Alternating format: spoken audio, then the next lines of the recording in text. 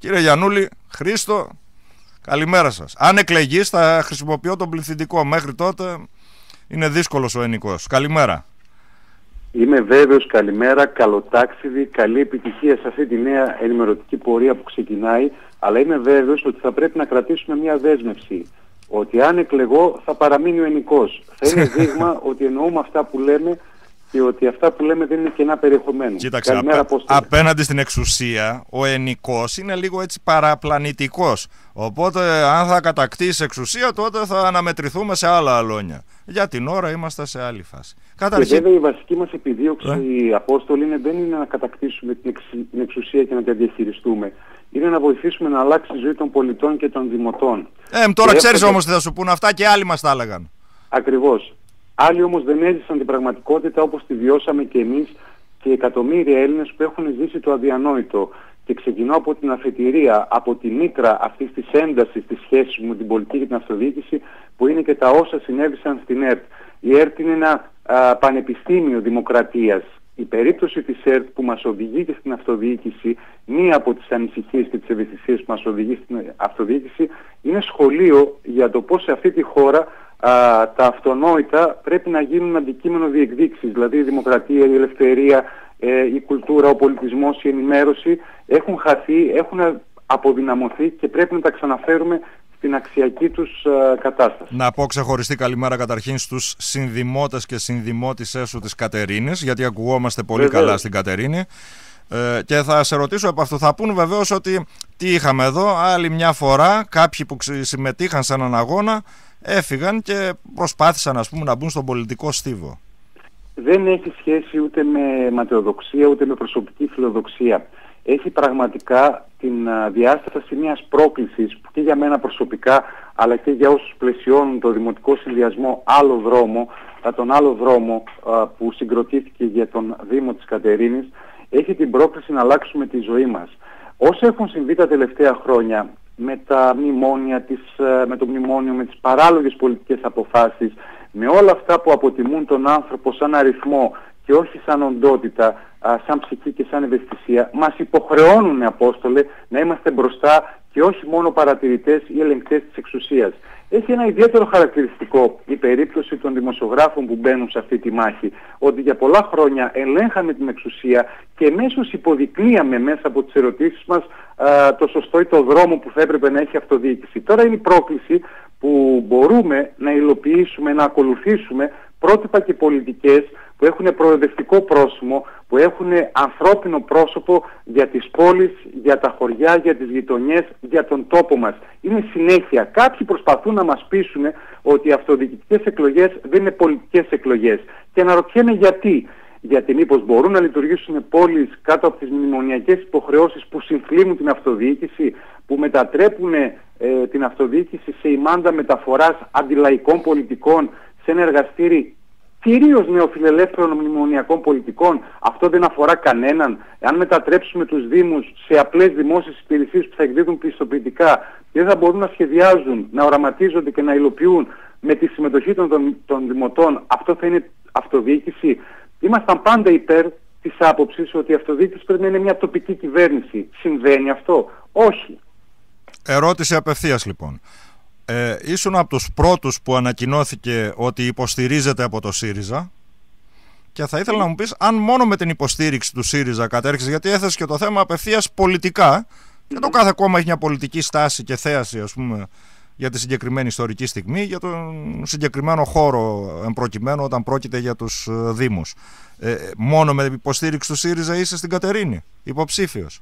Ο άλλος δρόμος, ο Δημοτικός Συνδυασμός για το Δήμο της Κατερίνης, έχει και την υποστήριξη του ΣΥΡΙΖΑ, ενός κόμματος που διαφέρει αισθητά, διαφέρει διακριτά στο ότι έχει τις δημοκρατικές διαδικασίες. Ίσως είναι και το μόνο κόμμα της αντιπολίτευσης και πολύ σύντομα της κυβερνητικής πλέον πλευράς, το μόνο κόμμα που έχει καταφέρει μέσα από δημοκρατικές διαδικασίες, ακόμα και μέσα από την αναγνώριση της διαφωνίας, να μπορεί να στηρίζει καθαρά μηνύματα, σαφή μηνύματα. Αυτή τη στιγμή συγκροτείται μια ομάδα ανθρώπων, μια ομάδα προσωπικότητων, με εμένα επικεφαλής, με ανθρώπους από όλους τους πολιτικούς χώρους του προοδευτικού τόξου, που τους ενώνει ένα όραμα για την πόλη, για τη γειτονιά, το χωριό και τη χώρα. Μας ενώνουν όλα αυτά. Ωραία, να κάνω τον κακό. Δηλαδή, Δημάρ.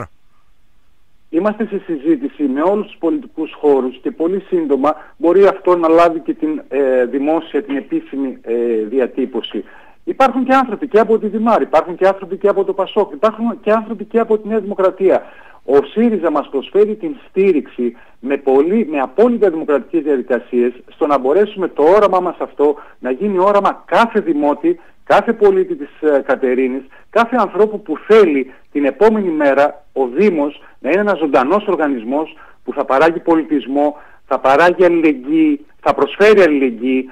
Έχουμε ένα πολύ απλό όραμα, τα αυτονόητα που έλεγα, ότι στην πόλη της Κατερίνης, στο Δήμο της Κατερίνης, κανείς δεν θα πρέπει να νιώθει πολίτης δεύτερης κατηγορίας, όπως τις ορεινές περιοχές, που κάποιοι μπορεί να είναι και ακόμα εγκλωβισμένοι ή εχμάλωτοι σε παλιές, παραδοσιακές, ξεπερασμένες κομματικές αγκυλώσεις. Κανείς να μην νιώθει δεύτερης κατηγορίας πολίτης, κανείς να μην πεινάει, κανείς να μην κρυώνει, κανείς να μην νιώθει την ανάγκη να πηδήξει από τον μπαλκόνι γιατί έχει φτάσει σε απελπισία. Όλα αυτά μας ενώνουν και σε αυτά έχουμε και τη στήριξη του ΣΥΡΙΖΑ και άλλων πολιτικών χώρων, αλλά κυρίως προσώπων που θέλουν έναν άλλο δρόμο για την Κατερίνη. Και να σου πω και ένα επιχείρημα, Απόστολε, το οποίο το έχω διατυπώσει και δεν θα κουραστώ να το λέω.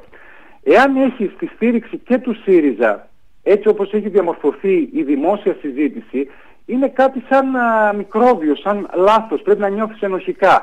Ενώ αν έχεις τη στήριξη της Νέας Δημοκρατίας και του Πασόκ, φαίνεται ότι από κάπου αφωώνεσαι με έναν περίεργο τρόπο. Αυτό είναι σχιζοφρενικό. Δεν μπορώ να καταλάβω γιατί η στήριξη και του ΣΥΡΙΖΑ είναι κάτι για το οποίο πρέπει να απολογηθεί κάποιος, ενώ η στήριξη επί χρόνια αυτών που υποστηρίζουν την καμαρίλα και έχουν οδηγήσει την αυτοδιοίκηση σε πραγματικά απελπιστική κατάσταση είναι αθώα πράξη. Εγώ αυτό το θεωρώ σχιζοφρενικό. Εκείνο που μας εμπνέει, εκείνο που μας ενώνει, είναι ότι πραγματικά υπάρχουν πρόσωπα, υπάρχουν αυτιά, υπάρχουν ψυχές, υπάρχουν άνθρωποι που θέλουν να ακούσουν και να είναι συμπαραστάτες στον άλλο δρόμο που εμείς χαράζουμε. Αυτό είναι το πιο σημαντικό από όλα. Τα πολιτικά προτάγματα νομίζω ότι τα ξεκαθάρισε με την τοποθέτησή σου. Οι κατερινιώτες που μας ακούν θα σου πούν: ωραία, από τη μία είναι να ρίξουμε μαύρο, ας πούμε, στα κόμματα της συγκυβέρνησης του μνημονίου, αυτού που έχουμε ζήσει τα τελευταία 4 χρόνια. Απ' την άλλη θα θέλαμε από τον Χρήστο Γιαννούλη να μας πει: ωραία, σε ξέρουμε ρε φίλε από την τηλεόραση, καλές εκπομπές, καλώς ερωτήσεις, τώρα εδώ θα πρέπει να απαντάς και θα πρέπει να απαντήσεις ως άνθρωπος και ως αρχηγός παράταξης στο τι θα κάνεις. Πες 2 πράγματα τώρα δηλαδή σε αυτή τη συζήτηση, σε τίτλους, δεν έχουμε τόσο χρόνο, για την πόλη. Υπάρχει ένα τετράπτυχο το οποίο είναι ο μπούσουλας. Ξέρεις γιατί το λέω, να προσθέσω κάτι, ναι, για να έχω την απάντησή σου. Γιατί η Κατερίνη είναι και μια δύσκολη πόλη. Είναι πολύ δύσκολη πόλη έτσι όπως το έθεσες πολιτικά, διότι θυμίζω ότι στις τελευταίες εκλογές η Πιερία ήταν η μοναδική περιοχή στην οποία η Νέα Δημοκρατία συγκεκριμένα αντιστάθηκε και κράτησε ποσοστά αξιοζήλευτα σε σχέση με την καταβαράθρωση σε άλλες περιοχές. Η Κατερίνη, Απόστολο, είναι μια δύσκολη πόλη γιατί οι δημότες της αφέθηκαν απελπισμένοι από απόγνωση, αφέθηκαν στην αγκαλιά παραγοντισμών, ζωνών επιρροής βουλευτών, αφέθηκαν στην αγκαλιά και στην πλάνη των ανθρώπων που κάθε 3,5 χρόνια, λίγους μήνες πριν από τις εκλογές, πηγαίνουν και τους χτυπούν την πλάτη λέγοντάς τους με έναν παρελκυστικό τρόπο ότι εμείς εδώ είμαστε, άσε την πολιτική και την αυτοδιοίκηση σε εμάς που ξέρουμε γιατί είμαστε επαγγελματίες παράγοντες και θα δεις, θα τη βρούμε την άκρη. Αυτό το αλυσβερίσι, αυτή η συναλλαγή τελείωσε. Τελείωσε εκ των πραγμάτων αυτοκαταστροφικά με τα αποτελέσματα και των μνημονιακών πολιτικών αλλά και με τα αποτελέσματα των προσωπικών συμπεριφερών αυτών που θεωρούν ότι η αυτοδιοίκηση είναι το βιλαέτι τους, είναι η ιδιοκτησία τους και μόνο αυτοί μπορούν να το κάνουν. Ήρθε η ώρα να συμμετάσχουν οι δημότες οι ίδιοι στη διαμόρφωση του παρόντος και του μέλλοντός τους.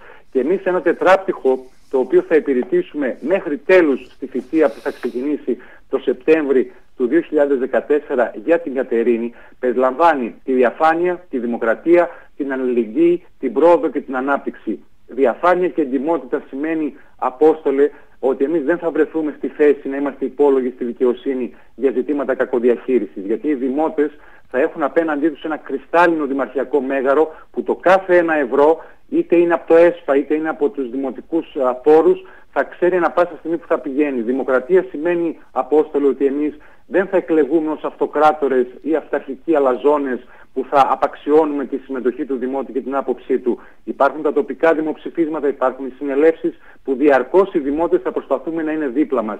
Εμείς, Απόστολοι, θα προσπαθήσουμε να μικρύνουμε, να κλείσουμε την ψαλίδα, να υπάρξει συνοχή μεταξύ της πόλης και των χωριών που συνθέτουν σήμερα το Δήμο της Κατερίνης. Και είναι δημότες και πολίτες δύο ταχυτήτων. Εμείς δεν θα αφήσουμε κανέναν Κατερινιώτη, με ό,τι κόστος και αν υπάρχει, να κρυώνει, να πεινάει, να νιώθει απελπισμένος και μόνος. Ό,τι χρειαστεί θα το κάνουμε, γιατί αυτό είναι ένα βασικό πρόταγμα. Και επίσης θα δώσουμε την εικόνα της πόλης, θα διαμορφώσουμε την πόλη που θα χαίρεσαι να ζεις. Σήμερα στην Κατερίνη...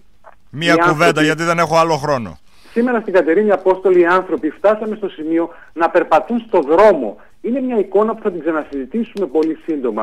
Σήμερα οι άνθρωποι στην Κατερίνη μετά από κάποια ώρα δεν έχουν τι να κάνουν, γιατί ο Δήμος είναι ένα νεκρό κύτταρο, δεν είναι ένα δημιουργικό κύτταρο που παράγει ζωή στην πόλη. Και μια σειρά ακόμα ζητήματα που δεν τα διατυπώνουμε προεκλογικά. Τα νιώθουμε, τα πιστεύουμε, είναι μέσα στην καρδιά μας και θα γίνουν πράξη διοίκησης. Σε ευχαριστώ πάρα πολύ. Θα σου ευχηθώ καλή δύναμη. Να είστε καλά. Γιατί θα τα ξαναπούμε έτσι κι αλλιώς και όσο πλησιάζουν οι εκλογές. Ειλικρινά το εύχομαι, από καρδιάς δηλαδή, όχι μόνο συναδελφικά. Ζήσαμε και αυτά κολλασμένους μήνες μαζί. Θέλω να σημειωθεί ότι αυτοί οι διάλογοι είναι οι διάλογοι που έχουμε μέσα και στο ενημερωτικό μας DNA, στο πολιτισμικό μας DNA. Δεν είναι οι διάλογοι αυροφροσύνης. Γεια σας, κύριε συνάδελφε. Όχι, όχι.